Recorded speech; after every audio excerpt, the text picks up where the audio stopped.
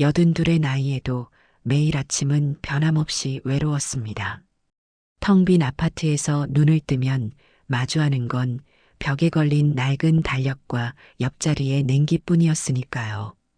아이들은 모두 출가해 제 걱정을 하느라 바쁘고 제 걱정거리는 오직 하나, 5년째 식물인간으로 누워 계신 형님뿐이었습니다.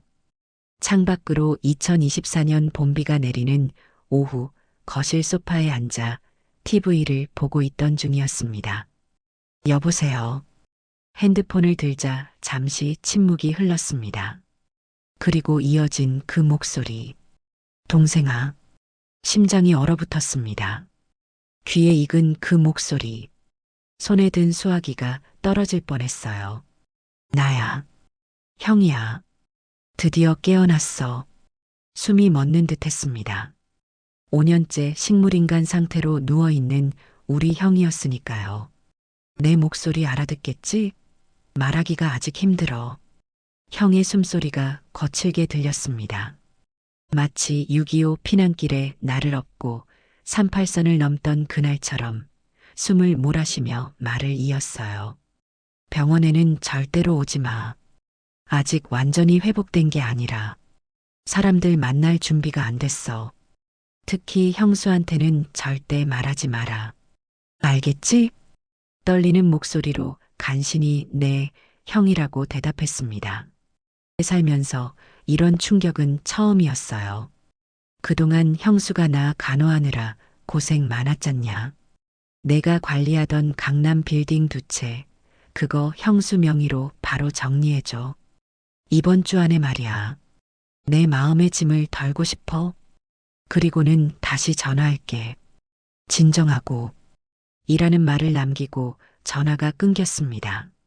내 손이 떨렸습니다. 형이 깨어났다고? 5년 동안 단 한 번도 반응이 없던 형이? 그런데 왜 병원에 오지 말라는 거지? 그리고 왜 형수에게 알리지 말라는 걸까? 이상했습니다. 만약 형이 정말 깨어났다면 왜 오지 말라는 걸까요? 그리고 자기 아내에게 말하지 말라니. 더 이상해졌습니다. 그런데 그 말이 오히려 진짜처럼 느껴졌습니다. 거짓말을 하는 사람이라면 빨리 와서 보라고 했을 테니까요. 뭔가 숨겨진 이유가 있는 걸까? 그리고 왜 하필 강남 빌딩을 형수 명의로 바꾸라는 걸까요? 불안감이 커져갔습니다. 형은 85, 나는 82. 우리는 가족이라곤 서로뿐인 형제입니다. 6.25 전쟁으로 부모님과 헤어진 후 형은 10살의 나이로 내 부모가 되었어요.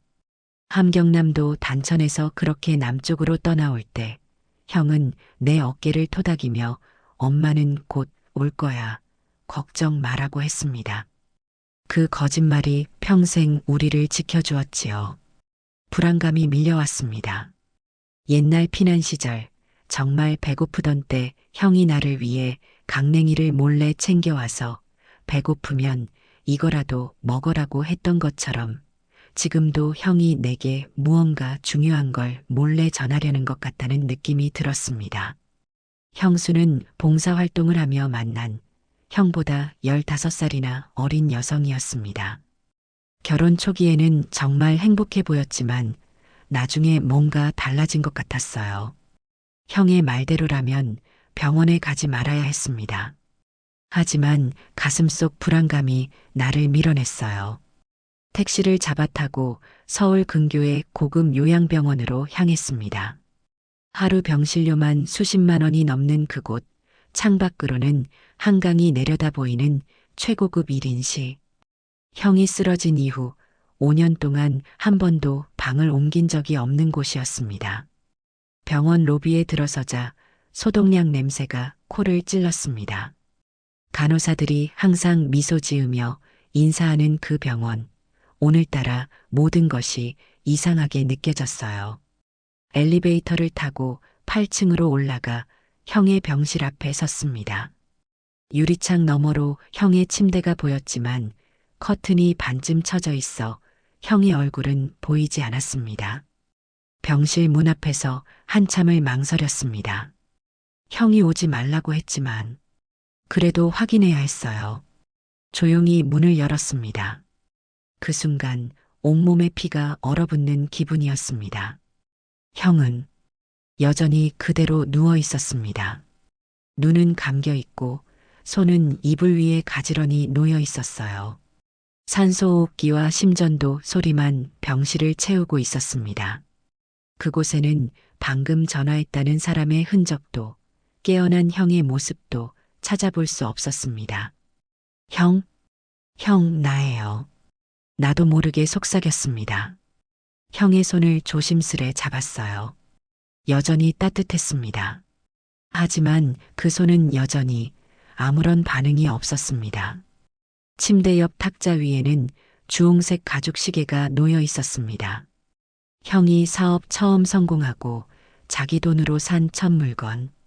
이제야 나도 사람답게 살 수 있겠다며 눈물 글썽이던 그날의 형이 생각났습니다.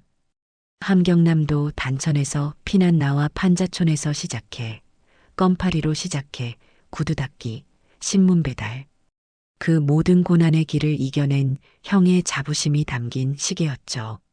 시계 바늘은 여전히 10시 37분에 멈춰 있었습니다. 형이 쓰러진 그 시간 그대로. 형이 깨길 바라는 마음으로 제가 가져다 놓고 그대로 놔달라고 부탁했던 그 자리 그대로 있었습니다. 문이 열리는 소리에 흠칫 놀랐습니다. 형수가 들어서는 모습이 보였습니다. 여전히 60대라고 믿기 힘든 단정한 모습. 그녀는 형과의 15살 차이가 무색할 만큼 우아했습니다. 어머, 오셨어요? 그녀의 목소리는 놀란 듯했지만 표정은 이상하리만큼 차분했습니다. 아니, 갑자기 웬일이세요? 전화라도 하고 오시지. 심장이 쿵쾅거렸습니다. 형이 제게 전화했어요. 직접요. 그 말에 형수의 눈이 커졌습니다. 정말요? 어머, 그럼 형님이 의식을 되찾으신 건가요? 하지만 그녀의 놀란 표정과 달리 목소리에는 진정한 기쁨이 느껴지지 않았습니다. 그리고 병실을 한번 빠르게 훑어보는 그녀의 눈빛은 차가웠어요. 언제 전화하셨대요? 어떻게 말씀하셨어요? 형수의 질문이 너무 많았습니다. 마치 실수한 것을 감추려는 듯 했어요. 형수의 말투, 그 미소, 그 눈빛, 모든 것이 이상했습니다. 형수가 형의 머리맡에 선 자세로 기계를 살펴보는데 그 눈에는 슬픔이 아니라 계산하는 듯한 냉기가 서려 있었습니다. 보통은 간병인이 병실에서 환자를 돌보는 시간이고 형수는 이런 시간에 오지 않는데 갑자기 형수가 이 시간에 병실에 와 있는 것이 이상했습니다. 마치 무슨 일을 하려고 일부러 온 것 같았어요. 나는 그제서야 깨달았습니다. 이 병실 안에서 무언가 심상치 않은 일이 벌어지고 있다는 것을. 6.25 전쟁 때 부모를 잃고 필사적으로 찾아 헤맸던 그 절박한 느낌이 다시 들었습니다. 이번에는 형을 잃을지도 모른다는 두려움이 가득했습니다. 내가 꼭 형을 보호해야 한다는 강한 느낌이 들었습니다. 아, 형수의 표정이 순간 굳었다가 다시 미소를 지었습니다. 형님이 전화를 무슨 말씀을 하셨나요? 형이 강남 빌딩 2채를 형수 명의로 바꾸라고 했어요. 형수의 눈이 잠시 빛났습니다. 아, 그거요. 형님이 의식이 있을 때도 항상 말씀하셨어요. 혹시 자신에게 무슨 일이 생기면 제가 모든 걸 관리하길 원하셨거든요. 그게 형님 뜻이니 빨리 진행해 주시면 좋겠어요. 형수의 말투가 갑자기 확신에 차 있었습니다. 나는 침착하게 대답했습니다. 그럴지도 모르겠네요. 하지만 속으로는 확신했습니다. 무언가 크게 잘못되어 가고 있다는 것을요. 형수가 창가로 걸어가며 말했습니다. 사실 최근에 형님 상태에 약간의 변화가 있긴 했어요. 의사 선생님은 큰 기대는 하지 말라고 하셨지만 뇌파에 작은 움직임이 있었거든요. 혹시 그래서 의식이 일부 돌아오셔서 전화하실 수 있었을지도 모르겠네요. 형수의 말에 가슴이 철렁했습니다. 형수의 태도가 너무나 의심스러웠습니다. 그럼 왜 그런 중요한 변화를 저한테 알려주지 않으셨어요? 제가 물었습니다. 도련님을 걱정시키고 싶지 않았어요. 혹시 희망을 드렸다가 실망시켜 드릴까 봐요. 형수의 대답은 준비된 것처럼 빨랐습니다. 그보다 형님이 말씀하신 그 강남 빌딩 문제는 어떻게 생각하세요? 그건 형님 뜻이니 빨리 처리해 드리는 게 좋지 않을까요? 그녀의 등 뒤로 형의 손가락이 미세하게 움직이는 것을 보았습니다. 너무 작은 움직임이라 착각일 수도 있었지만 나는 확신했어요. 형은 무언가 신호를 보내고 있었습니다. 혹시 요즘 병원에 특별한 방문객은 없었나요? 조심스럽게 물었습니다. 형수의 눈이 잠시 흔들렸습니다. 별로요. 그냥 평소와 다름없어요. 그 순간 병실 안에 긴장감이 감돌았습니다. 우리 형제가 북에서 피난 내려올 때 사촌형이 침묵이 때론 생명을 구한다고 했던 말이 떠올랐어요. 이제 나도 침묵해야 할 때였습니다. 그렇군요. 제가 너무 놀란 것 같네요. 오늘은 이만 가보겠습니다. 형수의 눈치를 살피며 말했습니다. 병실을 나서는 순간 어깨에 손이 닿았습니다. 형수였어요. 참, 도련님. 형님이 의식이 있을 때 자주 말씀하셨잖아요. 당신 재산은 제가 알아서 관리하라고. 혹시 눈빛이 날카로워졌습니다. 그 강남 빌딩 문제는 어떻게 됐나요? 요즘 부동산이 오르고 있잖아요. 가슴이 철렁했습니다. 형이 전화로 말했던 그 빌딩. 형수가 정확히 알고 있었습니다. 아, 그건 천천히 생각해 볼게요. 겨우 대답했습니다. 너무 오래 미루지 마세요. 시장 상황이 급변하고 있으니까요. 그녀의 미소 뒤에 감춰진 냉정함이 등골을 오싹하게 했습니다. 병원을 나오며 택시를 잡아탔습니다. 마음은 이미 결심했어요. 형을 위협하는 무언가가 있다면 그것이 무엇이든 밝혀내리라고. 무언가 형의 목소리를 조작해 나를 속이려 한 자, 형의 재산을 노리는 자. 그 배후에는 분명 형수가 있다고 확신할 수 있습니다. 창밖으로 내리는 봄비가 점점 거세졌습니다. 마치 앞으로 벌어질 일들을 예고하듯이 말이죠. 이제 진실을 파헤쳐야 했습니다. 내가 5년째 병원비를 내고 국내 최고 의사들을 모셔와도 깨어나지 않던 형이 오늘 갑자기 전화했다는 것부터가 이상했으니까요. 형을 지켜야 했습니다. 1950년 그 추운 겨울, 형이 나를 지켜준 것처럼 이튿날부터 나는 형을 지키기 위한 감시를 시작했습니다. 형수에게 눈에 띄지 않도록 간단한 변장을 했습니다. 평소 입지 않던 청색 바람막이 점퍼에 낡은 야구 모자, 그리고 10년 전 선물 받고 한 번도 쓰지 않았던 뿔테 안경까지 꺼내 썼습니다. 거울을 보니 내가 봐도 다른 사람 같았습니다. 병원 로비에 앉아 신문을 보는 척하며 형수의 출입을 관찰했습니다.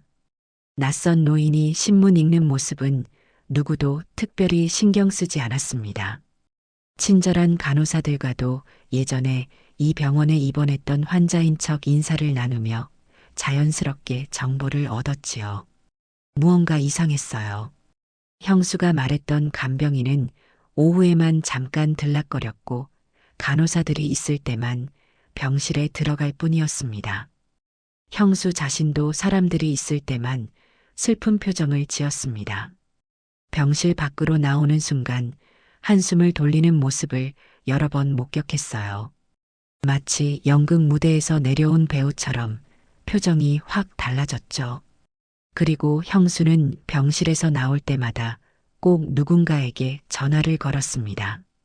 입술을 가리며 작은 목소리로 대화하는 그 모습이 너무나 수상했어요. 3일째 되는 날 병원 복도에서 기다리던 중 형수가 병실에서 나오는 모습이 보였습니다. 형수는 주변을 살피더니 병원 옥상 계단으로 향했어요. 직감적으로 뒤를 따랐습니다. 옥상 문틈으로 형수의 목소리가 들려왔습니다. 그래, 동생이 왔다 갔어. 의심하는 것 같진 않아. 음성 변조 앱이 정말 잘 먹혔나 봐. 형수가 웃으며 말했어요. 그래도 이제 서둘러야 해. 존엄사 신청서 준비해놨지?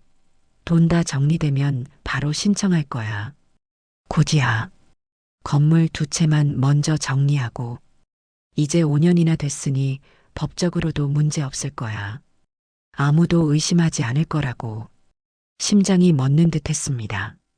형 목소리로 전화한 것은 형수였던 거예요. 음성 변조 앱으로 형의 목소리를 흉내내서 나를 속였던 겁니다. 그리고 더 끔찍한 사실은 존엄사. 그 단어가 내 귀에 번개처럼 꽂혔습니다. 우리나라에서 장기간 식물인간 상태인 환자는 가족이 연명 의료 중단을 결정할 수 있습니다. 보통은 환자의 고통을 덜어주기 위한 인도적 선택이지만 형수는 이것을 형을 영원히 침묵시키는 수단으로 악용하려는 것이었습니다. 월 500만 원이 넘는 요양병원 비용은 형에게는 문제가 되지 않았지만 형수에게는 자신의 유산을 갉아먹는 장애물일 뿐이었겠지요. 형을 존엄사시킬 계획을 세우고 있다는 사실에 온몸에 소름이 돋았습니다. 형수는 내가 관리하던 형의 빌딩을 손에 넣으려 했고 이제 형마저 영원히 침묵시키려 하고 있었어요. 이건 살인이나 다름없었어요. 손에 땀이 배어나오는 것을 느꼈습니다. 옥상 쪽에서 발소리가 들리자 재빨리 살금살금 내려와 아래층 화장실로 몸을 숨겼습니다.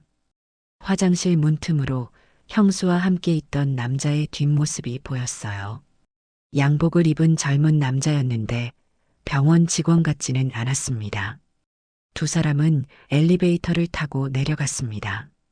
옥상에서 내려와 차 안으로 돌아가는 길, 두 다리가 후들거렸습니다. 다음 날 나는 작은 녹음기와 초소형 카메라를 준비했습니다. 휴대폰 매장에서 산 작은 기기들이었죠. 82의 나이에 이런 첨단 장비를 다루려니 손이 떨렸지만 형을 위해선 어떤 일도 할 수 있었습니다. 매장 직원의 어려운 설명에도 정신을 바짝 차리고 열심히 들었습니다. 병실을 비울 때를 노려 침대 머리맡과 벽면 콘센트 옆에 장비를 설치했어요.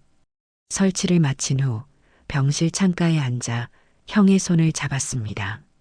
형, 제가 꼭 진실을 밝혀낼게요. 걱정 마세요. 그때 창밖 아래 1층에서 흰 목련이 바람에 흔들리는 모습이 보였습니다. 문득 어린 시절의 기억이 밀려왔어요. 1950년 10월 고향 함경남도 단천을 떠나던 날이었습니다.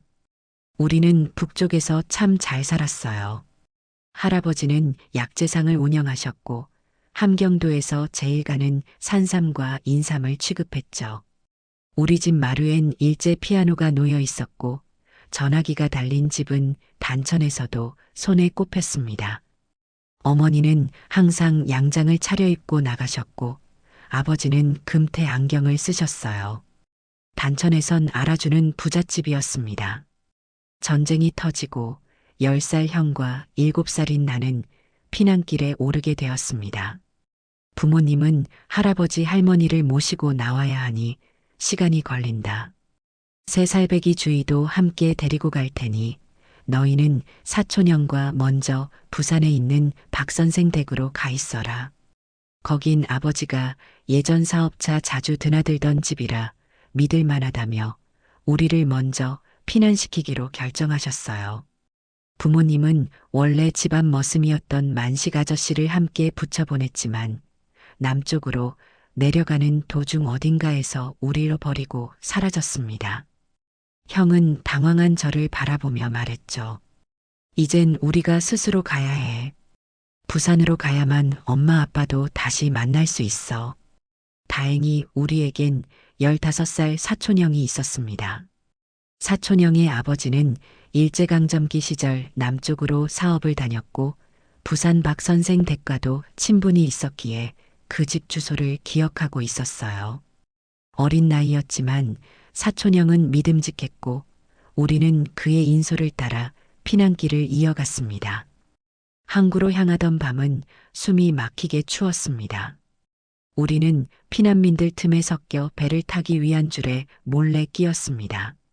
미군 병사들이 인원 통제를 하고 있었지만 뒤엉킨 피난 행렬 속에서 사촌형은 지금이야 하고 말하며 우리를 이끌었고 우리는 아무 말 없이 배의 화물칸 옆으로 숨어들어 겨우 올라탈 수 있었습니다. 형은 떨고 있는 제 어깨에 자기 외투를 덮어주며 말했습니다. 내가 감기 걸리면 안 돼. 동생은 내가 지켜야지. 긴 항해 동안 형은 울지 않았습니다. 대신 제게 조용히 말했어요. 울지 마. 우리는 반드시 살아남을 거야. 그래야 엄마 아빠도 주희도 다시 만날 수 있어. 형은 그날부터 아버지 같은 존재가 되었습니다. 부산에 도착한 뒤 사촌형이 말한 박 선생 댁을 수소문했지만 문은 굳게 잠겨 있었고 박 선생 댁은 며칠 전 짐을 싸서 김해로 갔다는 말만 남겼다는 이웃 아주머니의 말이 허공에 메아리처럼 울렸습니다. 남아있는 흔적도 저희를 위해 남겨둔 어떤 소식도 없었습니다. 결국 우리는 정처 없이 떠돌다 부산 송도 근처의 천막촌 한 구석에 자리를 잡게 되었습니다. 그곳은 수많은 피난민이 모여 사는 난민촌 같았고 우리 형제는 서로에게 의지하며 버텨야 했습니다. 똑똑한 사촌형은 영어를 할 줄 알아 미군 부대에서 전단지 번역과 간단한 통역을 맡았습니다. 우리 형제는 피난민촌 구호소에서 자원봉사를 하며 식량을 얻었고 그렇게 살아남는 법을 배워갔습니다. 미군들이 나눠주는 껌을 모아 팔기도 했고 야전용 통조림을 훔쳐먹기도 했습니다. 그때는 그저 살아남는 것이 최우선이었으니까요. 형은 목수일을 배우기 시작했고 나는 신문팔이를 했습니다. 어느 추운 겨울밤 눈이 미친 듯이 내리던 날이었어요. 미군 부대 주변에서 하루 종일 헤매다 저녁에 돌아온 형의 주머니에는 작은 고구마 한 개가 있었습니다. 어디서 구했는지 모르지만 형은 그걸 반으로 쪼개내게 주었어요. 너라도 먹어야지. 내일 또 구할 수 있어. 형도 먹어. 난 아까 미군 아저씨한테 빵 얻어먹었어. 나중에 알고 보니 형은 거짓말을 한 거였습니다. 그날 밤 형은 아무것도 먹지 않았어요. 그 따뜻한 고구마 반쪽이 평생 내 가슴속에 담긴 형의 사랑이었습니다. 전쟁이 끝난 지 5년이 지난 1958년. 형이 18살이 되던 해 운 좋게 군복을 만드는 국방 납품업체에 취직했습니다. 그 공장은 부산 외곽의 봉제 공장이었고 미군 잔류 물자를 개조해 군용품을 납품하던 곳이었죠. 형은 처음엔 재봉틀에 실을 끼우는 일부터 시작했습니다. 그리고 얼마 후 자기 사업을 시작했죠. 군 납품으로 돈을 벌기 시작한 형은 시골에서 올라온 청년들을 모아 작은 공장을 차렸습니다. 새마을 운동이 한창일 때 형은 이미 탄탄한 사업가가 되어 있었어요. 박정희 대통령 시절 청와대에서 모범 사업가로 표창도 받았습니다. 70년대에는 해외 수출까지 시작해 국내 산업화의 주역 중 한 명이 되었죠. 그렇게 점점 성공한 형은 결국 억만장자가 되었습니다. 하지만 그 마음은 언제나 가난했던 우리 피난 시절 그대로였어요. 형은 결코 사치를 부리지 않았습니다. 성공한 후에도 검소하게 살았어요. 단 한 가지, 형의 자부심은 그 주홍색 가죽 시계였습니다. 스위스제 고급 시계로 당시로는 상상도 못할 가격이었습니다. 이것만은 최고급으로 샀다며 자랑스러워했죠. 이제 시간이 내 편이 될 거야. 부모님과 주위를 찾을 시간이 생겼으니까. 형은 80년대 올림픽 전후로 강남 개발에 참여하며 부동산으로도 성공했습니다. 이태원에 첫 건물을 사고 압구정 일대에 투자하면서 자산을 불렸죠. 90년대 말 IMF 외환위기가 왔을 때도 다른 기업들이 무너져 내릴 때도 형의 사업은 끄떡없었습니다. 사람에 투자해야 한다는 형의 신념 덕분이었어요. 형이 42이던 1981년 봄, 형은 자선단체 행사에서 한 여성을 만났습니다. 보육원에서 아이들을 돌보는 모습이 어머니와 닮았다며 그 여성을 보고 첫눈에 반했대요. 형보다 15살 어린 27 여성이 바로 지금의 형수입니다. 처음에는 정말 행복해 보였습니다. 형수는 봉사활동도 열심히 다니고 형을 잘 챙겼어요. 형이 결혼 후 처음으로 웃는 모습을 보니 저도 안심했었습니다. 하지만 결혼 10년쯤 지나자 형의 표정이 달라지기 시작했어요. 말수가 줄고 형수 얘기를 피했습니다. 무슨 일이 있냐고 물어도 괜찮다는 말뿐이었죠. 그때는 그저 부부 사이의 권태기라고만 생각했습니다. 오랜 기억에 잠겨 있다가 병원의 소독약 냄새에 정신이 번쩍 들었습니다. 그 시절 궁금했던 수수께끼가 이제야 풀리는 듯 했습니다. 눈앞의 현실로 돌아와 보니 형은 여전히 의식 없이 누워 있었습니다. 병실에서 형의 손을 바라보다 깜짝 놀랐습니다. 손가락이 미세하게 움직였어요. 의사들은 항상 반사작용일 뿐이라고 했지만 나는 알고 있었습니다. 형은 내 말을 듣고 있다는 것을. 형, 걱정 마세요. 제가 모든 것을 밝혀낼게요. 형수가 뭘 꾸미는지 나도 모르게 눈물이 흘렀습니다. 그날 밤 나는 병원 주차장 차 안에서 녹음기를 재생했습니다. 처음엔 조용했어요. 그러다 밤 10시쯤 병실 문이 열리는 소리가 들렸고 이어서 형수의 목소리가 녹음되었습니다. 여보, 오늘도 수고했어요. 이제 곧 끝날 거예요. 잠시 후 남자의 목소리가 들렸습니다. 그 동생은요? 더 의심하는 거 아니에요? 괜찮아. 그 양반도 이젠 나이가 많아서 멀리 못 와. 게다가 형 목소리 그대로해서 전화했으니 다 믿을 거야. 앱 하나면 목소리가 이렇게 완벽하게 바뀌다니. 세상 참 좋아졌지?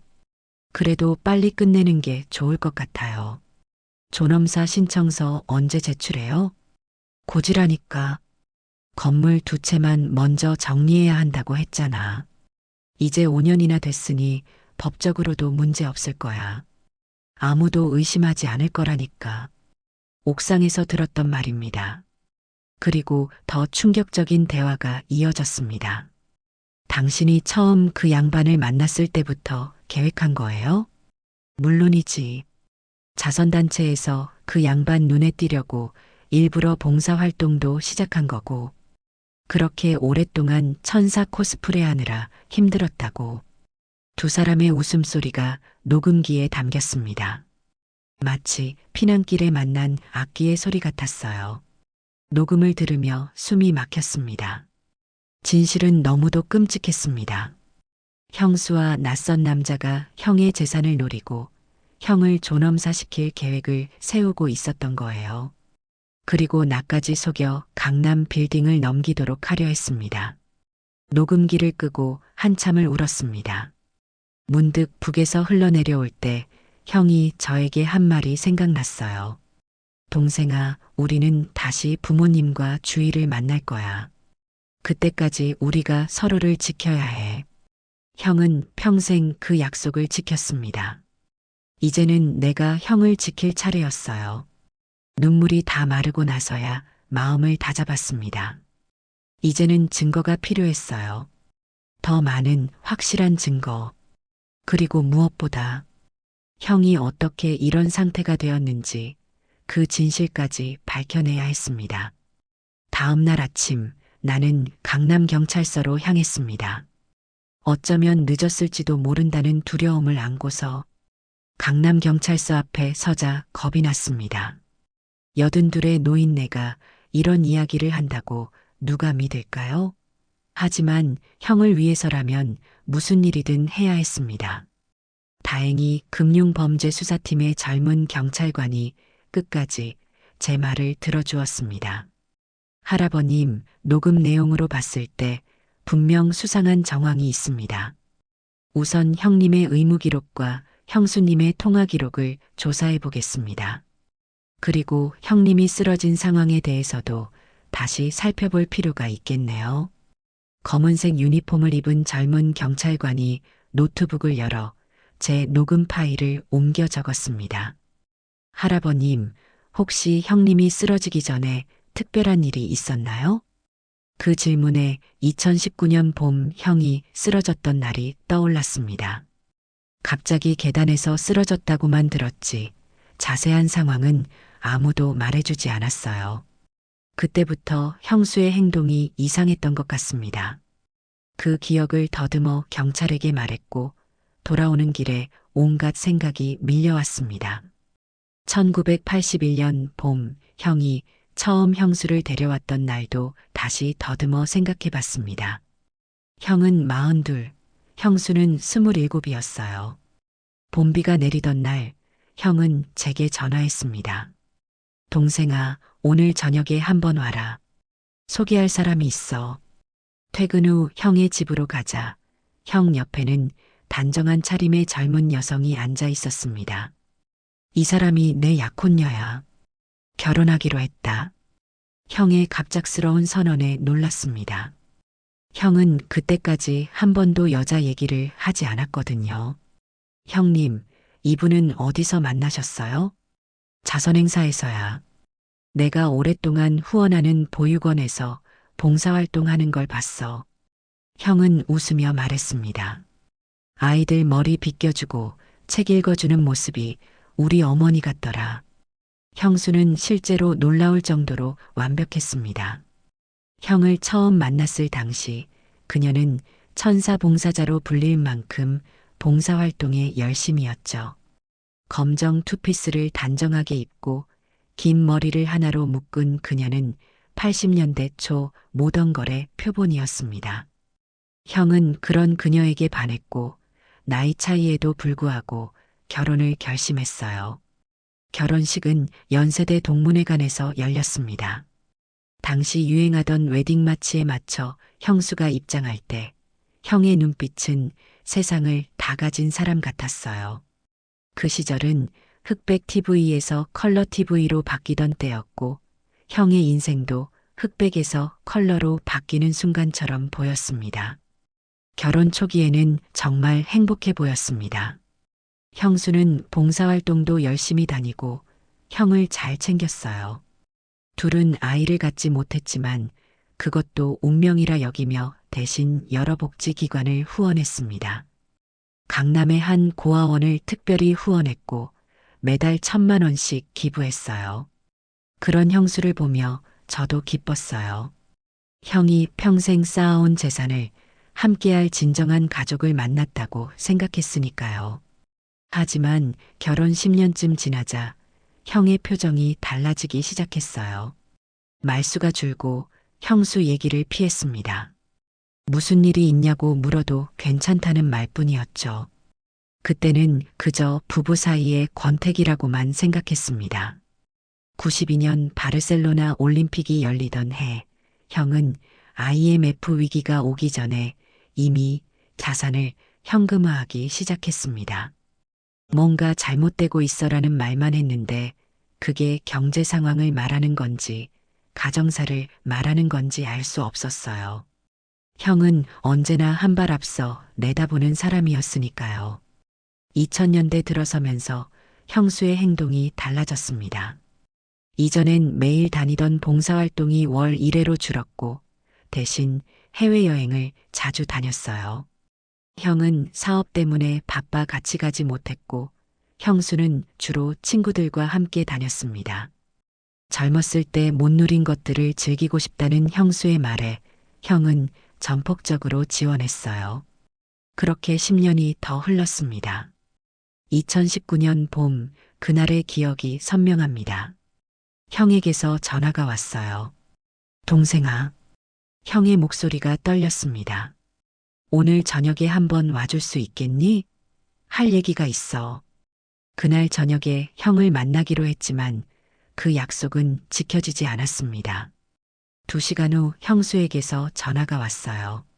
도련님, 큰일 났어요. 형님이 계단에서 굴러서 지금 병원으로 가고 있어요. 병원에 도착했을 때 형은 이미 의식을 잃은 상태였습니다. 의사는 심한 뇌출혈로 당분간 의식이 돌아오기 힘들다고 했어요. 형수의 표정이 이상했습니다. 너무 담담했거든요. 어쩌다 이런 일이. 제가 떨리는 목소리로 물었습니다. 그냥 계단에서 발을 헛디뎠나 봐요. 제가 외출했다가 돌아와 보니 형수의 목소리엔 슬픔보다 피로가 묻어났습니다. 그날 이후 형은 한 번도 깨어나지 못했습니다. 처음 1년간 형수는 병원에 자주 왔지만 2020년 코로나가 시작되자 위험하다며 발길을 끊었어요. 그리고 안타깝게도 같은 시기에 저는 심장 스텐트 수술을 받게 되어 3개월 넘게 병원 신세를 져야 했습니다. 의사는 심장 혈관이 거의 막혀 있었다고 했어요. 형처럼 쓰러질 뻔했다는 생각에 소름이 돋았습니다. 그렇게 제가 치료받는 동안 형은 사실상 방치된 상태였습니다. 경찰관은 고개를 끄덕이며 메모를 했습니다. 형님이 쓰러진 날, 형님이 할아버님에게 꼭 만나서 얘기하고 싶어 하셨다는 게 의미심장하네요. 혹시 그날 어떤 얘기를 하려 하셨는지 추측되는 부분이 있으신가요? 저는 고개를 저었습니다. 그땐 몰랐어요. 하지만 이제는 아마 형수의 비밀에 대해 말하려 했던 것 같습니다. 경찰관은 잠시 생각에 잠기더니 말했습니다. 일단 범죄 정황은 충분해 보입니다. 형수님의 통화 기록, 금융거래, 병원 방문 기록을 모두 조사해 보겠습니다. 할아버님은 조금만 더 기다려 주세요. 2주 후 경찰관에게 전화가 와서 경찰서를 갔습니다. 조사 결과 저희가 몇 가지 사실을 발견했습니다. 형수님이 다른 남자와 관계를 맺은 건 형님이 쓰러지기 훨씬 전부터였어요. 그리고 충격적인 사실인데 형수님은 이미 2자녀가 있었습니다. 네, 자녀라고요? 네, 형님과 결혼하기 전에 이미 아들, 딸 2자녀가 있었고 그 사실을 숨긴 채 결혼했다고 합니다. 호적에도 올리지 않았고요. 그 자녀들은 형수님 부모님이 키웠고 형님은 그 사실을 모르셨던 것 같습니다. 가슴이 무너져 내렸습니다. 형은 불임이라 생각했고 핏줄 하나 남기지 못했는데 그것이 평생의 한으로 남아 있었는데 사실은 형수가 이미 결혼 전에 2이나 자녀가 있었던 거였어요. 더구나 그 자녀들의 아버지가 바로 지금 형수와 내연 관계인 그 남자였다는 사실이 형이 얼마나 배신감을 느꼈을지 생각만 해도 가슴이 아팠습니다. 경찰은 한참을 망설이다가 조심스럽게 입을 열었습니다. 그리고 더 중요한 사실은 말입니다. 형님이 쓰러지던 날 집안 CCTV 영상에 수상한 장면이 포착됐습니다. 형수님이 무언가를 형님의 음료에 타는 모습이 분명히 찍혀 있었어요. 특히 수상한 점은 형수가 액체가 담긴 병을 들고 오면서 주변을 몇 차례 눈치 보듯 돌아보았다는 점입니다. 범죄자들의 심리죠. 그 병엔 라벨도 없이 투명한 액체가 담겨 있었고 형이 그 음료를 마신 지 1시간도 채 지나지 않아 쓰러졌습니다. 지금 저희는 그 병을 찾고 있습니다. 만약 아직 집안 어딘가에 남아 있다면 그 안에 담긴 성분을 분석해 진실을 밝혀낼 수 있을 겁니다. 조사 과정에서 경찰은 형이 생전에 이용하던 VIP 전용 외부 보안업체에서 CCTV 백업 자료를 확보했다고 했습니다. 형수님은 그런 백업이 존재하는 줄도 모르고 있었죠. 경찰은 그 자료를 형수 몰래 디지털 포렌식했고 삭제된 영상 중 일부가 복원되었는데 그 안에 바로 그 장면이 있었던 겁니다. 그 말을 듣는 순간 온몸에 소름이 돋았습니다. 형이 쓰러진 건 사고가 아니었던 거예요. 형수가 의도적으로. 저는 그 자리에 주저앉고 말았습니다. 할아버님, 괜찮으세요? 물 한 잔 드릴까요? 경찰서 유리창 밖으로 보이는 강남 거리는 여전히 분주했습니다. 고층 빌딩들 사이로 사람들이 바쁘게 오가는 모습, 그 중에는 우리 형이 지은 건물도 여럿 있었을 겁니다. 어떻게 이런 일이? 형은 반평생 동생인 저를 지켜왔는데 정작 형은 누구도 지켜주지 못했습니다. 형이 그날 저에게 하려 했던 말이 이것이었을까요? 형수의 배신에 대해, 숨겨진 자녀들에 대해. 다음 날 경찰은 더 충격적인 사실을 알려주었습니다. 형수님의 과거를 더 조사해 보았습니다. 형수님은 형님을 만나기 전부터 계획적으로 접근한 흔적이 있어요. 자선단체 활동을 시작한 것도, 보육원 봉사를 한 것도 모두 형님을 만나기 위한 준비였던 것 같습니다. 무슨 말씀이세요? 형수님과 그 남자의 SNS 계정을 발견했습니다. 둘은 대학 시절부터 연인 관계였고 두 자녀를 낳았지만 결혼은 하지 않았어요. 그리고 돈을 벌기 위해 부유한 독신남을 찾아 결혼하기로 계획했다는 내용의 메시지들이 있었습니다. 그럼 처음부터, 네, 모든 것이 계획된 것이었습니다. 형님의 명성과 재산을 조사하고 형님이 자주 가는 자선행사에 참여하기 시작했어요. 봉사활동도 형님의 눈에 들기 위한 연기였고요. 대한민국 경제 발전의 주역 중 한 명이었던 형이 평생을 속았다니. 정부 표창장과 훈장까지 받은 형이, 자수성가한 기업인의 모범으로 불리던 형이 이런 식으로 속았다니 믿을 수 없었습니다. 그들의 계획은 치밀했습니다. 형을 유혹해 결혼한 후 두 자녀의 존재는 숨긴 채 형의 재산을 조금씩 자신들에게 유리하게 관리해 왔어요. 그리고 형이 그들의 비밀을 알게 되자 약물을 이용해 사고를 가장해 식물인간 상태로 만들었던 겁니다. 그 후 5년간 기다리다가 이제 와서 존엄사를 시키려 했던 거였어요. 경찰 조사는 계속되었고 점점 더 많은 증거가 나왔습니다. 형수가 몰래 다른 병원으로 형을 옮기려 시도한 기록, 존엄사 상담을 몰래 받은 기록, 그리고 형수의 통장에 꾸준히 출금되던 수상한 돈들. 모든 것이 하나하나 드러났습니다. 그리고 가장 충격적인 것은 형수의 자필 노트였습니다.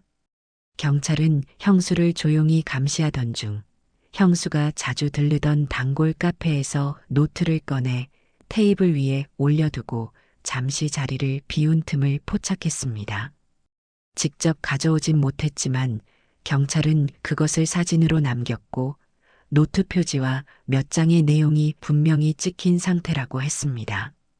그 안엔 상상조차 하기 힘든 내용이 쓰여 있었습니다. 이렇게 오래 버티다니 정말 짜증난다. 계속 이렇게 살아있으면 어떡하지? 미쳐버릴 것 같아. 빨리 모든 걸 정리하고 진짜 내 삶을 살고 싶다. 형이 식물인간이 된 후 2년째 되던 해에 쓴 일기였습니다. 그리고 그 옆에는 형의 존엄사 후 받게 될 유산 목록과 금액이 적혀 있었어요. 82의 나이에 저는 형의 복수를 다짐했습니다. 형이 그토록 사랑했던 여자가 형을 죽음으로 몰아넣으려 한다면 제가 형을 대신해 정의를 실현해야 했습니다. 경찰관님, 제가 무엇을 도와드릴 수 있을까요? 형을 위해서라면 무엇이든 하겠습니다. 증거는 충분합니다. 하지만 형수님이 실제로 행동하는 현장을 잡아야 확실합니다. 할아버님, 며칠만 더 인내해 주세요. 우리가 24시간 감시하고 있으니 그들이 뭔가 시도하면 바로 체포할 겁니다. 병원으로 돌아가는 길, 평소에는 지나쳤던 길가의 가로수가 눈에 들어왔습니다. 형이 좋아하던 나무였어요. 북에 있을 때 우리 집 마당에도 이런 나무가 있었지. 라고 늘 말했죠. 그 나무를 보며 형은 고향을 떠올렸을 겁니다. 병원에 도착해 형의 병실로 향했습니다. 이제는 사복경찰이 24시간 감시 중이었어요. 간호사가 몰래 경찰이라고 귀띔해 주었습니다. 형의 침대 옆에 앉아 그의 손을 잡았습니다. 형, 다 알았어요. 형수가 어떤 사람인지, 그날 왜 형이 저를 만나려 했는지. 저는 모든 진실을 밝혀낼 거예요. 그러니 형은 제발 버텨주세요. 형의 지갑에서 어머니 사진을 꺼내 침대 옆에 놓았습니다. 유일한 어머니 사진이었습니다. 흑백 사진 속 젊은 시절의 어머니의 미소가 오늘따라 더 선명하게 보였어요. 어머니, 형을 지켜주세요. 제가 진실을 밝혀낼 테니. 병실을 나오는데 간호사가 다가왔습니다. 어르신, 요즘 들어 환자분 상태가 미세하게 변하고 있어요. 심전도에 살짝 변화가 있거든요. 의사 선생님은 의미를 두지 않으시지만 제가 보기엔 뭔가 달라졌어요. 그럼 혹시 의식이 돌아올 가능성이? 간호사는 조심스레 말했습니다. 저는 간호사일 뿐이라 단정할 수 없지만 20년 경력으로 봤을 때 희망을 버리지 않는 게 좋을 것 같아요. 작은 희망의 불씨가 가슴속에 타올랐습니다. 어쩌면 형은 아직 싸우고 있는 것인지도 모릅니다. 그리고 이제 그 싸움에 저도 함께하고 있었어요. 병원을 나오면서 이제 직접 행동에 나설 때라고 마음먹었습니다. 경찰 잠복이 시작된 이후 나흘째 저는 병원 주차장에 앉아 있었습니다. 갑자기 핸드폰이 울렸습니다. 형수였어요. 도련님, 어디 계세요? 병원에 와주실래요? 형님 상태가 갑자기 안 좋아졌어요. 목소리가 떨렸지만 이제는 알았습니다. 그것이 연기라는 것을요. 바로 경찰에 연락했습니다. 형수가 방금 전화했습니다. 뭔가 시도하려는 것 같아요. 알겠습니다. 지금 바로 병원으로 가보세요. 우리도 근처에 있겠습니다. 하지만 무모한 행동은 삼가세요. 손이 떨렸습니다. 하늘에는 구름 한 점 없었지만 제 마음속은 폭풍우가 몰아치고 있었어요. 병원으로 향하는 길 라디오에서는 80년대 히트곡 사랑의 미로가 흘러나왔습니다. 형이 좋아하던 노래였지요. 한때는 형수와 함께 노래방에서 자주 불렀던 곡이기도 했습니다. 병원에 도착해 엘리베이터를 타고 8층으로 올라갔습니다. 형의 병실 앞에 서자 심장이 쿵쾅거렸습니다. 문을 열기 전 잠시 망설였어요. 이 문 너머에서 무슨 일이 벌어지고 있을까요? 저는 깊게 숨을 들이마시고 조용히 문을 열었습니다. 문을 열자 형수와 한 남자가 서 있었습니다. 그 남자는 낯설었지만 형수의 표정은 더 낯설었어요. 형수의 지켜보던 익숙한 중년의 우아함 대신 그녀의 눈에는 차가운 긴장감이 서려 있었습니다. 어서 오세요. 형수의 목소리가 흔들렸습니다. 형님이 갑자기 상태가 나빠지셨어요. 의사가 곧 올 거예요. 저는 형을 바라보았습니다. 형의 심전도가 평소보다 불안정했어요. 무언가 이상했습니다. 주변의 의료 장비들, 수액 주머니, 모니터 화면. 모든 것이 정상적으로 보였지만 어딘가 불안한 기운이 감돌았습니다. 이분은 누구세요? 저는 그 남자를 향해 물었습니다. 아, 간호사예요. 형님 상태를 체크하러 왔어요. 형수가 대신 대답했습니다. 그 순간 남자의 손에 든 작은 주사기가 눈에 들어왔습니다. 흰 가운도 입지 않은 그 사람이 간호사일 리 없었습니다. 간호사라고요? 그런데 왜 간호사 복장을 하지 않으셨죠? 그 순간 남자가 뭔가를 주머니에 넣는 것을 보았습니다. 작은 약병 같았어요. 지금 뭐 하신 거죠? 제 목소리가 높아졌습니다. 형수와 남자가 서로 눈빛을 교환했습니다. 형수가 갑자기 제 손을 잡았어요. 저희 잠깐 얘기 좀 해요. 밖에서요. 제 머릿속에는 수많은 생각이 스쳐 지나갔습니다. 형이 10살 때 동생인 저를 지키기 위해 추위 속에서도 외투를 벗어주던 그 순간 고구마 반쪽을 건네주며 웃던 형의 얼굴, 사업에 성공하고도 여전히 검소하게 살던 형의 모습, 가리고 결혼식 날 형수를 바라보던 형의 행복한 눈빛까지 이 모든 기억이 번개처럼 스쳐 지나갔습니다.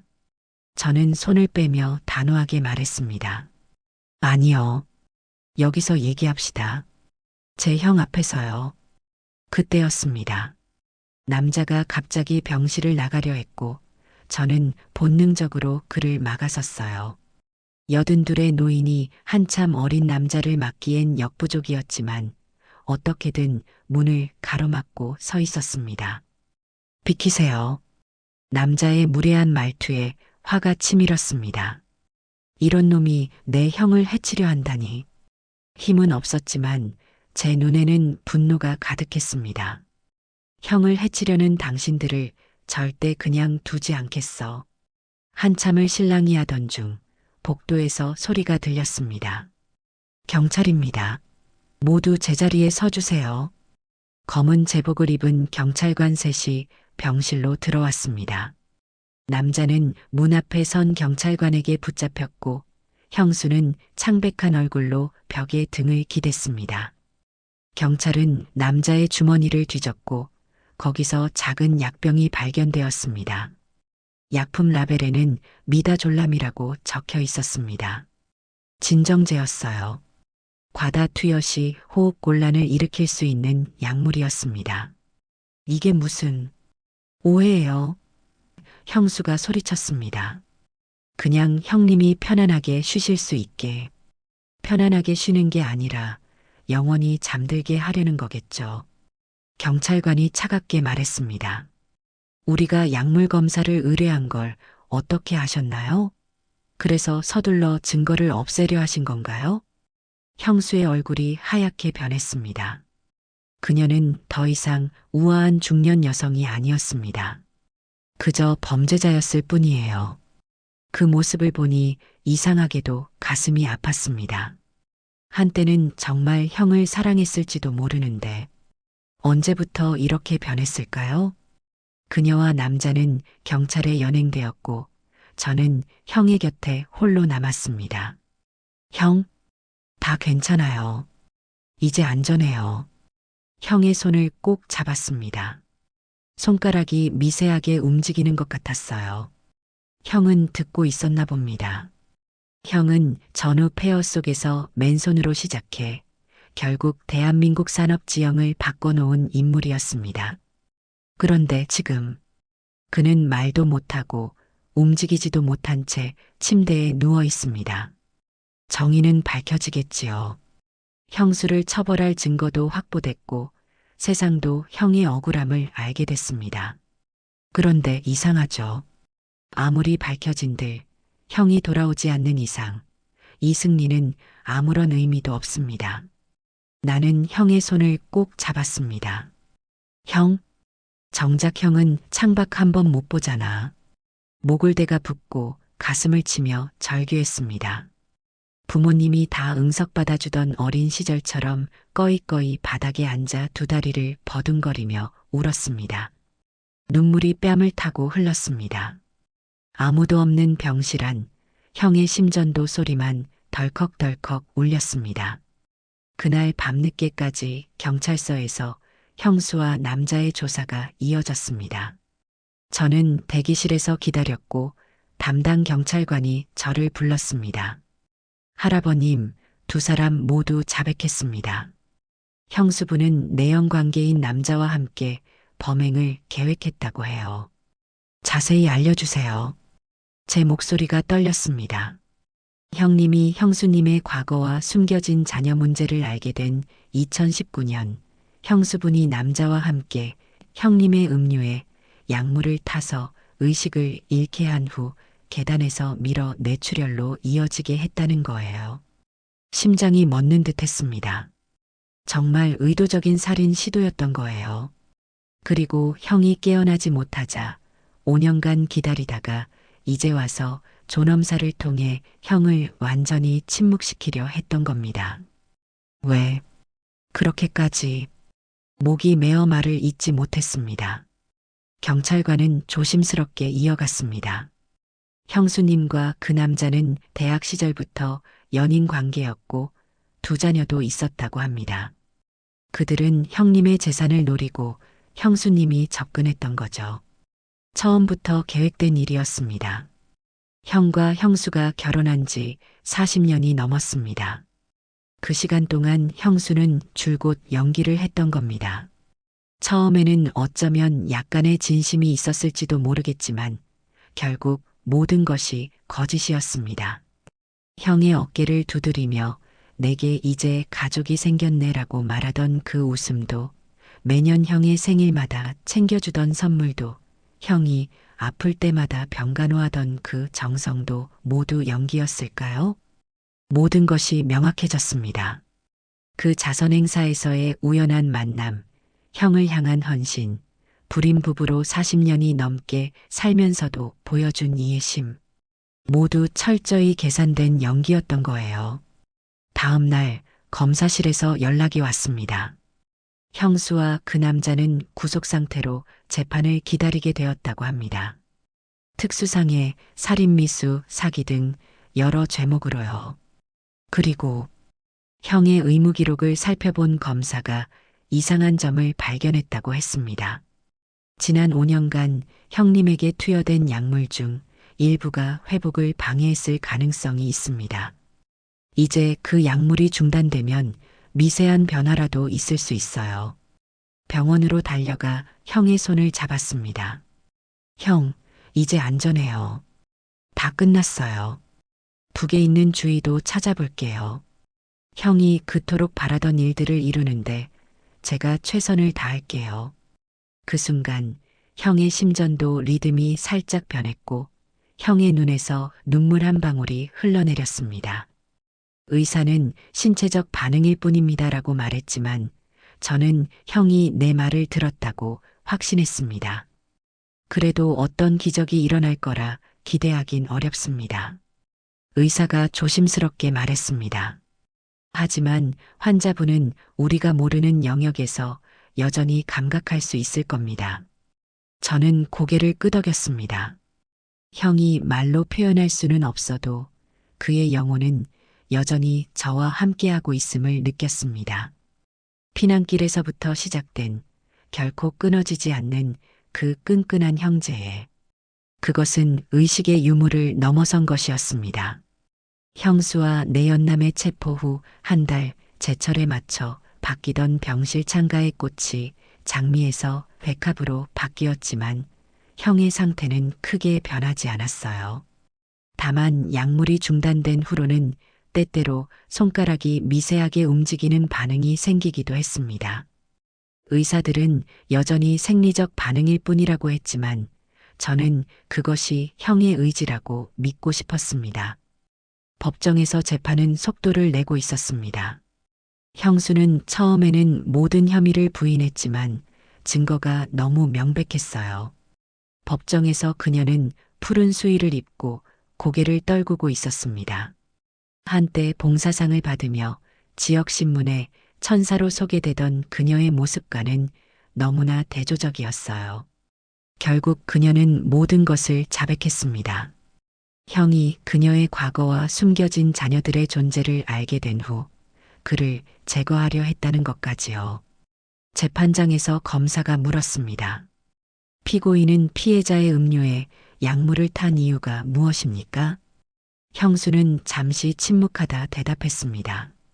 그분이 내 과거를 알게 됐어요. 결혼 전 두 아이가 있었다는 것을. 그리고 그 아이들 아버지와 계속 연락했다는 것도요. 법정은 술렁였습니다. 그녀의 말은 계속되었어요. 그날 그분이 모든 걸 알고 동생에게 말하려 했어요. 그건 막아야 했어요.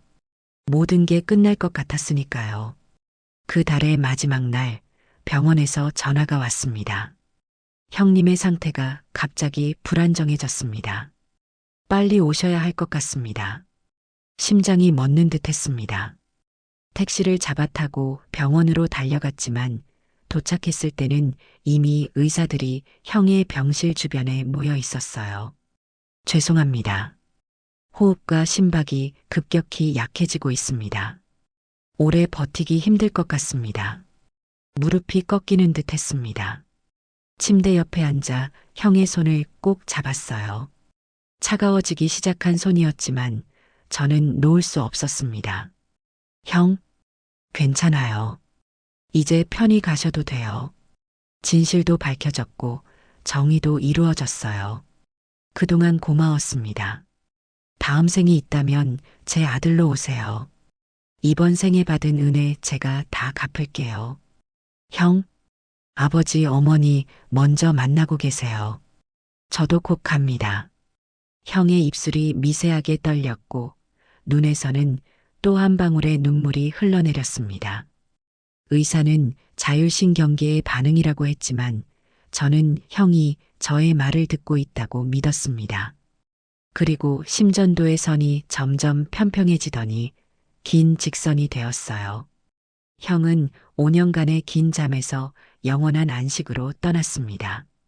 장례식은 조용했습니다. 형수와 내연남은 구속 중이었고 형을 아는 사람들은 대부분 이미 세상을 떠났으니까요. 장례식장에는 옛 직원들과 사업 파트너들이 몇 명 찾아왔지만 대부분 분위기는 차분했습니다. 형의 영정사진을 보며 85회를 거뜬히 살아낸 형의 인생이 자랑스러웠어요. 그 사진은 형이 60에 찍은 것으로 당시 그는 이미 대한민국 경제 발전의 주역 중 한 명이었습니다. 영정사진 속 형은 늘 그랬듯 담담한 표정이었지만 그 눈빛에는 깊은 내면이 담겨 있었습니다. 화장을 마치고 집으로 돌아오는 길, 형의 변호사에게서 연락이 왔습니다. 형님께서 2018년에 공증하신 유언장이 있습니다. 내일 사무실로 오시면 공개하도록 하겠습니다.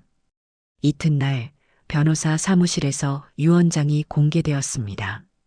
강남의 높은 빌딩 숲 사이에 자리한 법률사무소, 그곳은 형이 생전에 자주 찾던 곳이었습니다. 나무 책장이 가득한 방에 앉아 변호사는 봉인된 서류 봉투를 꺼냈습니다.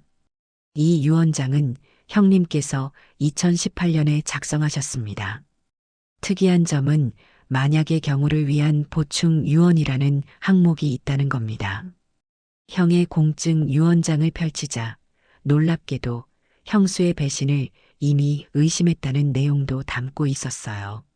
나 김영만은 정신이 온전한 상태에서 다음과 같이 유언한다.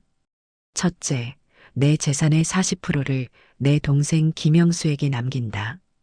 둘째, 내 재산의 10%를 1950년 헤어진 여동생 주희를 찾는 신탁계좌로 설정한다. 10년 안에 찾지 못할 경우 이 돈은 전쟁고아 지원재단으로 기부한다. 셋째, 나머지 50%는 6.25 전쟁 피해자들과 그 후손들을 위한 장학재단 설립에 사용하도록 한다. 넷째, 내가 사고나 갑작스러운 건강 악화로 의식을 잃게 된다면 아내를 의심하라. 그녀의 신원과 과거에 의문점이 있다. 형은 이미 알고 있었던 겁니다. 그리고 만일의 사태에 대비해 이 유언장을 남겨둔 거였어요. 마지막까지 형은 자신보다 우리 가족, 그리고 같은 아픔을 겪은 사람들을 더 생각했던 겁니다. 변호사는 마지막 편지 한 통을 건네주었습니다. 형님께서 동생분께 전해달라고 하셨습니다. 떨리는 손으로 편지를 열었습니다. 형의 굵직한 필체가 종이 위에 단정하게, 그러나 힘있게 적혀 있었습니다. 동생아, 이 편지를 읽는다면 난 이미 세상을 떠났겠지. 하지만 너무 슬퍼하지는 말아라. 우리는 이미 충분히 살았고 피난길에서 약속했던 것보다 훨씬 더 오래 함께 했으니까. 나는 행복했다. 너와 함께 할 수 있어서. 그리고 항상 내가 자랑스러웠다. 내가 남긴 재산 중 너의 몫인 40%, 정말은 그보다 더 많이 주고 싶었지만 우리 주희도 생각해야 했다. 그 아이가 살아있다면 우리처럼 고생했을 테지. 내가 지금까지 우리가 해왔던 것처럼 계속 찾아줄 수 있을까? 그리고 남은 유산은 우리처럼 전쟁으로 인생이 바뀐 사람들을 위해 써라. 내 이름으로가 아니라 단천에서 온 형제들이라는 이름으로. 마지막으로 부탁이 있다. 너는 나처럼 살지 말아라. 나는 평생 외로웠고 그 외로움이 나를 잘못된 선택으로 이끌었다. 남은 시간 내 행복을 위해 써라. 고맙다, 동생아. 너는 내가 버티도록 해준 내 인생의 전부였다. 형이. 눈물로 종이가 젖었습니다. 형의 마지막 말이 가슴을 파고들었어요. 내 인생의 전부였다. 그 말은 우리 형제가 피난길에서부터 서로에게 의지해왔던 긴 세월을 요약한 한 문장이었습니다. 그날 밤 형이 살던 집으로 돌아와 물건들을 정리하기 시작했어요. 강남의 고급 아파트였지만 내부는 놀라울 정도로 소박했습니다. 고가구 대신 평범한 소파와 텔레비전, 식탁이 전부였어요. 형은 성공 후에도 검소하게 살았습니다. 옷장 속 낡은 상자 하나를 발견했는데 그 안에는 북에서 가져온 몇 안 되는 유품들이 있었습니다. 어머니의 비녀, 아버지의 도장, 그리고 새 살배기 주위의 유일한 사진 한 장. 사진 뒷면에는 연필로 작은 글씨가 적혀 있었습니다. 우리는 반드시 다시 만날 거야. 약속해. 그 순간 마음속 깊은 결심이 생겼습니다. 형이 평생 완수하지 못했던 일, 주희를 찾는 일을 제가 해야겠다고요. 다음 날 저는 통일부 이산가족정보통합센터를 찾아갔습니다. 할아버지 성함으로 예전 상봉 신청 기록이 남아 있는지 먼저 확인해 보겠습니다. 형님께서 생전에 이미 신청하셨을 수도 있습니다. 여동생분이 3살이셨다면 찾는 건 쉽지 않지만 특별 사례로 접수는 가능합니다. 기억나는 단서가 있다면 최대한 알려주세요. 오래된 건이라 시간이 걸릴 수 있다는 점 이해해 주시면 감사하겠습니다. 알고 있습니다. 하지만 형이 평생 찾으려 했던 여동생입니다. 마지막 소원이었거든요. 담당자는 안타까운 눈빛으로 고개를 끄덕였어요. 최선을 다해보겠습니다. 함경남도 단천 출신 주희. 정보가 많지 않지만 가능한 모든 경로로 수소문해 보겠습니다. 그날 이후 저는 형이 남긴 유산을 정리하기 시작했습니다. 형의 유언대로 그 10%의 신탁계좌는 주희를 찾는데 사용될 것이고 10년이 지나도 찾지 못한다면 전쟁고아들을 위해 쓰이게 될 겁니다. 강남의 빌딩 2채, 여러 금융 자산들. 제 몫인 40%도 평생 쓰고도 남을 만큼 많았지만 제게는 이미 충분했습니다. 형의 변호사를 다시 찾아갔습니다. 제목 중에서 30%를 주희의 신탁계좌에 추가하고 싶습니다. 그리고 남은 10%는 형을 기념하는 장학재단에 기부하려 합니다. 변호사는 놀란 표정을 지었지만 곧 미소를 지었습니다. 형님이 살아계셨다면 정말 자랑스러워 하셨을 겁니다. 그렇게 주희를 위한 신탁계좌는 40%로 늘어났고 장학재단에는 60%가 할당되었습니다. 저는 이미 충분히 살았고 자녀들도 모두 독립해 잘 살고 있었으니까요. 6개월 후 미국 캘리포니아에서 놀라운 소식이 왔습니다. 로스앤젤레스의 한 변호사 사무실에서 온 연락이었어요. 미국 내 한인 커뮤니티를 통해 주희라는 분을 찾았습니다. 함경남도 단천 출신이고 1947년생으로 나이도 일치합니다. 전쟁 중 미군 장교 가족에게 입양되어 미국으로 건너간 기록이 있습니다. 숨이 멎는 듯 했습니다. 70년 넘게 기다려온 순간이 드디어 오는 걸까요? 형이 평생을 바쳐 찾으려 했던 여동생을 제가 마침내 찾게 될까요? 뭐든 도울게요. 제발 확인해 주세요. 그로부터 한 달 후 DNA 검사 결과가 나왔습니다. 그녀는 정말로 우리의 잃어버린 여동생 주희였습니다. 77세가 된 주희는 미국에서 대학 교수로 일하다 은퇴했고 세 자녀와 7명의 손주가 있다고 했어요. 미국행 비행기를 타고 15시간을 날아 로스앤젤레스 국제공항에 도착했습니다. 83세 나이에 해외여행이었지만 손자의 손을 꼭 붙잡고 비행기에 올랐습니다. 형을 위해, 막내 여동생 주희를 위해 그 긴 여정을 마다할 수 없었습니다. 떨리는 마음으로 출구를 나서자 흰 머리의 우아한 여성이 환영해요. 오빠라고 삐뚤빼뚤한 한글로 적힌 팻말을 들고 서 있었습니다. 주희였어요. 눈이 마주친 순간 70년의 세월이 무색하게 서로를 알아봤습니다. 어린 시절 그 눈빛은 변하지 않았어요. 보자마자 알았어요. 어머니가 나이가 드셨으면 지금의 주희 같았을 거예요. 오빠, 주희가 떨리는 목소리로 말했습니다. 저는 그저 그녀를 안을 수밖에 없었습니다. 말로 표현할 수 없는 감정이 북받쳤어요. 큰 오빠는? 주희가 물었습니다. 형은 몇 달 전에 세상을 떠났어. 하지만 평생 너를 찾으려 했단다. 그리고 너를 위해 유산도 남겼지. 주희의 눈에 눈물이 고였습니다.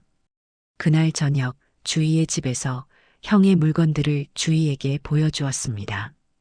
어머니의 비녀, 아버지의 도장, 3살 배기 주희의 유일한 사진 한 장, 그리고 형이 평생 지갑에 넣고 다녔던 어머니 사진.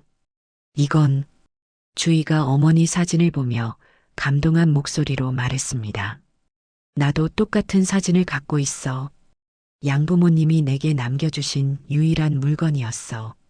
내 친부모님이 남겨주신 거라고. 그 순간 모든 것이 명확해졌습니다. 부모님은 전쟁의 혼란 속에서 어린 주희를 미군 가족에게 맡겼던 거였습니다. 그리고 그들도 결국 우리를 찾지 못한 채 돌아가셨겠지요. 2주간의 상봉 후 저는 한국으로 돌아왔고 주희는 내년에 한국을 방문하기로 약속했습니다. 그리고 주희는 자신의 몫인 유산에 대해 고개를 저었어요. 그 돈은 장학재단과 이산 가족을 돕는 데 써요. 큰 오빠의 뜻대로, 단천에서 온 형제들의 이름으로. 형이 떠난 지 1년 저는 단천에서 온 형제들 재단을 설립했습니다. 이산 가족을 돕고 전쟁 피해자들의 후손들에게 장학금을 지원하는 단체입니다.